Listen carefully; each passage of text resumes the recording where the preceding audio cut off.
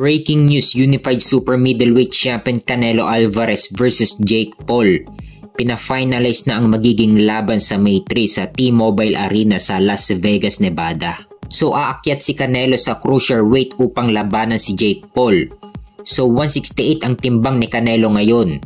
Magdadagdag si Canelo ngayon ng 32 pounds para maabot ang 200 pounds. Isa rin siguro ito sa dahilan kung bakit nabulilyaso ang negosasyon sa pagitan ni Canelo at Crawford dahil mas malaki ang offer ni Jake Paul kay Canelo kumpara kay Turki Al Sheikh na humahawak ngayon kay Crawford. Marami na naman ang dismayado sa naging desisyon ni Canelo dahil isang YouTuber lang ang lalabanan ni Canelo.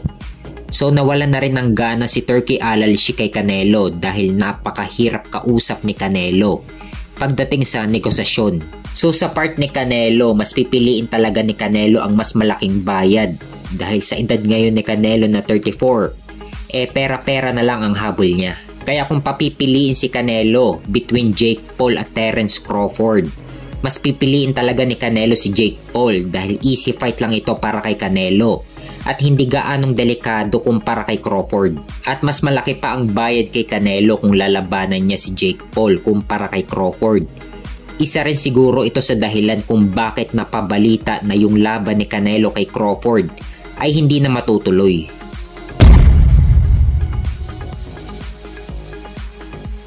Sa kabilang banda naman, Turki Al Sheikh meron nang naiisip na pwedeng ilaban kay undisputed super bantamweight champion Naoya Inoue sa kanyang unang laban sa Riyadh season sa December.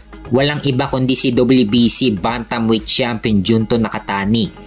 Malaking laban ito sa Japanese boxing dahil bukod sa pares silang Japanese at pares silang undefeated, ay pares din silang nasa pound for pound rankings. Maganda itong plano ni Turki Al Sheikh dahil magkakaalaman na ngayon kung sino ang number 1 fighter sa Japanese boxing.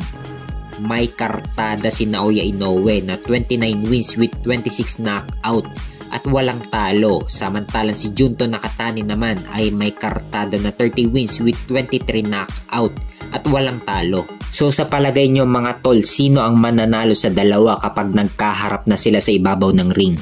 Si Naoya Inoue ba o si Junto Nakatani?